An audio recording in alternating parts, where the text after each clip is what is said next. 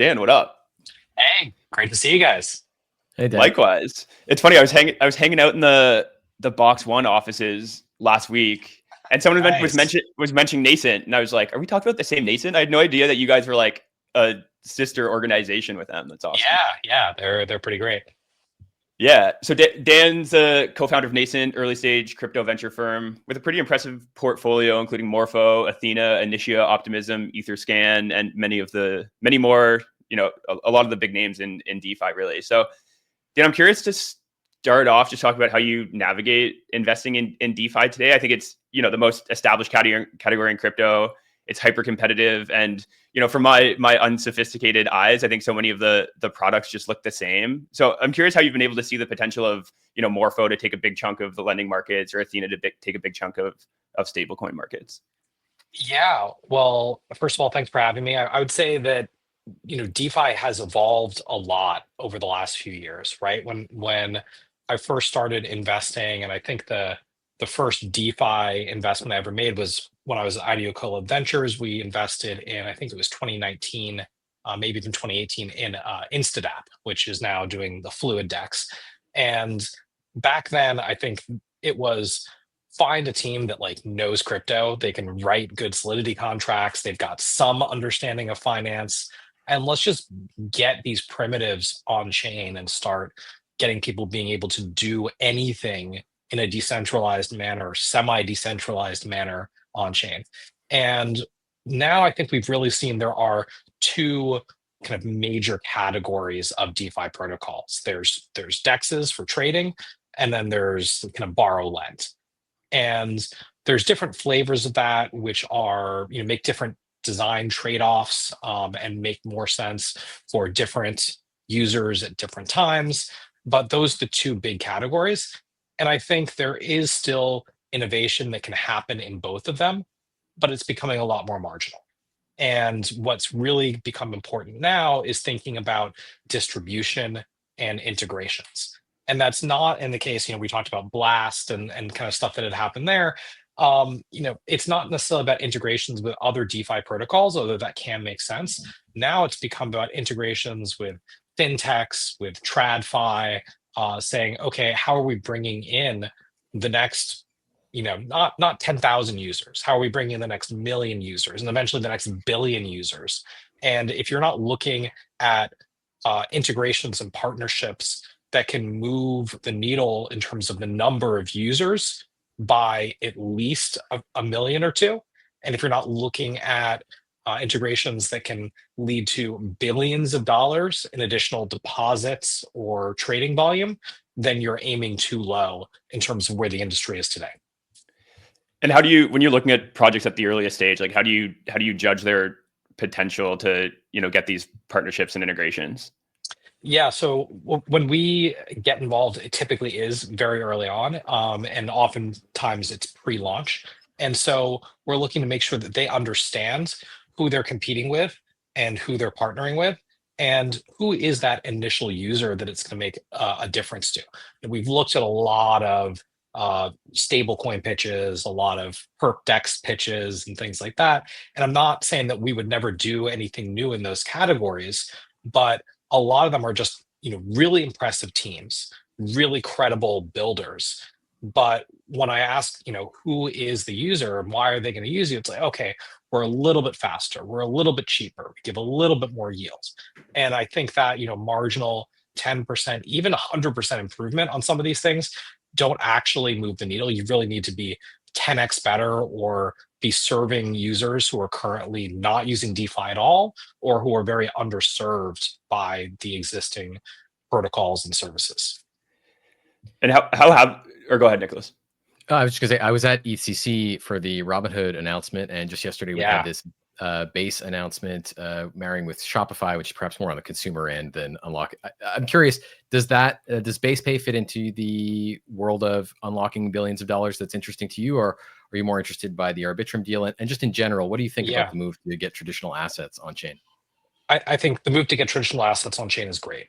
We should both be making crypto native assets more accessible to even people who aren't ready to come on chain. And we should also be bringing assets that people want on chain so that they're more accessible to more people. So it can go both directions. In terms of specifically the Shopify integration for Coinbase and their base pay, in some ways that's not directly what I would consider DeFi, but I think it is a really important piece to the puzzle, right? I'm not convinced that for a lot of users in the US, for example, that being able to pay on Shopify stores with USDC is really going to move the needle, right? I've got a credit card, I've got a debit card, I get pretty good rewards.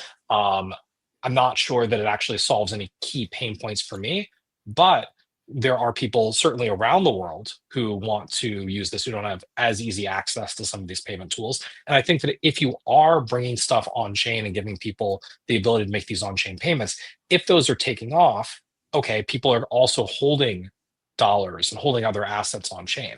And there's no reason you should be just holding raw USDC on chain. You should be earning some DeFi yield on that.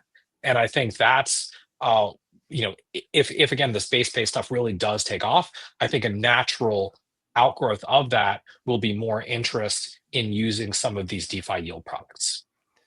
What are the most interesting applications bringing traditional financial assets on chain in your perspective? Yeah, so I mean, the big one is literally dollars, stablecoins, right? That's been a huge thing, and we've seen Tether just being just absolutely massive there, right? Over $170 billion of USDT, creating an absolutely massive business. Like there's so much demand for just tokenized dollars. We're now starting to see tokenized money market funds. We're seeing versions of like private credit get tokenized. Robert Leshner, I know, was mentioned earlier on the show. His company Superstate has both a kind of tokenized money market fund, and they also have a tokenized kind of crypto carry trade fund as well, very similar to what Athena does with USDE, but it's also available as just a traditional fund for accredited investors who can subscribe to it. So I think bringing more assets like that on chain is really valuable and important. And eventually we're going to get to other things. The tokenized stock stuff, I think it's interesting. I think it will happen. I think perps for some of these equities may actually be even more interesting in some cases. But there certainly are a number of people in the world who similarly don't have access to dollars. They don't have access to US equities. They'd love to get access to those on chain.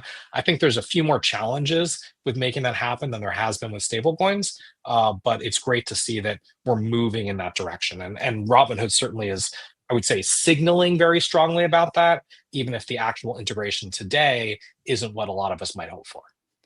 Yeah, I think a lot of this stuff kind of feels like the newspapers on the internet moment for crypto. It's like, great, there's efficiencies you can get. Obviously, a global population having access to stuff for the first time is great, but it's probably not where the really interesting kind of ultimately world changing things come out of. So I'm curious what you're seeing on like the other end of like kind of the weird frontiers of crypto native DeFi.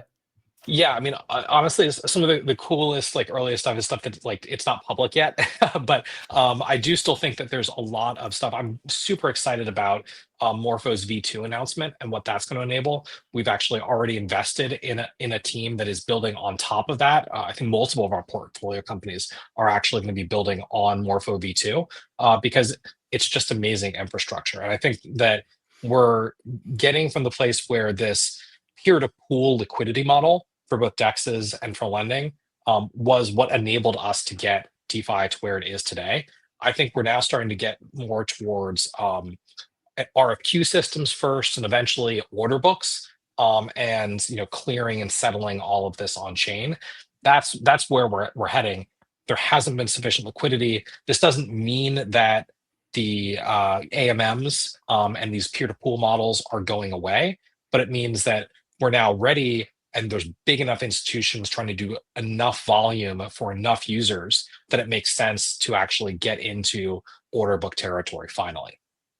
Right. I think these traditional assets as kind of a Trojan horse to get more liquidity on chain, that inevitably is then going to look for, higher yields or weirder stuff to go put that money to work. Makes sense. Yeah.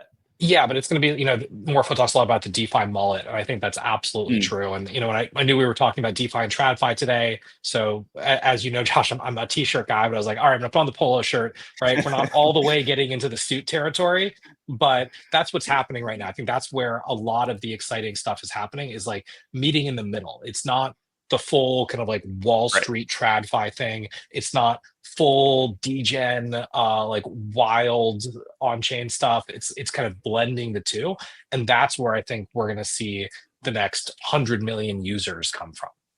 Totally. I'm interested in talking about Morpho's move recently to align entirely around the token by transitioning the labs entity to a nonprofit. So it's like very obviously the right thing to do, yet so few teams have actually done it, and most teams just seem happy to kind of stay in this weird world of driving value to equity and also having a token and kind of, all the issues that come with that. So I'm curious, I guess maybe talk a little bit about Morpho's move to do that. And I'm curious why others haven't done that. Yeah, I think the Morpho team has been very focused on this from day one of being very specific about being very protocol focused, and that's what they're trying to do, is build that permissionless infrastructure layer, and they don't want to have the ultimate application that is owning the relationship with the end user. They want to be the plumbing and kind of disappear into the background. And so it made sense for them to say, hey, we don't want to be able to slap on front end fees and capture that to a labs entity or something like that. They really wanted to get it fully aligned. And I think that's great. I think it creates a lot of confidence in the token for people to be able to hold it and know that that's not going to be splitting off profits to some kind of equity entity. I think more teams should be doing that, but to be honest, people haven't been demanding that, right? There's not enough kind of users and investors who are saying, okay, I don't like the fact that there's these like kind of dual asset structures, and so I'm going to use something else. No, or I'm going to buy something else. No, they're happy to buy it. So until investors and users start putting more pressure, I don't think other teams are going to do it. But I don't think it's the only way. I'm sure there are cases where it makes sense to have some kind of dual structure. But again, when we invest really early, we think it's important for investors to have access to both, so they're aligned with the founders. I think one of the reasons you end up seeing both is because there's not full alignment between the holders. Even before the token is liquid, right? You've got a different percent owned by the team versus the investors when you look at the equity cap table versus you look at the token pie chart. And so I think trying to align those as closely as possible from the beginning gives you more optionality for structures like this in the future that makes sure that everybody is aligned, even once there is a token that anybody can access. Yeah, it's hard if you don't have that intention from day one. You raise $100 million from VCs on one narrative, and then you're trying to figure out how to make that work down the road. It's tough to recalibrate. Yeah.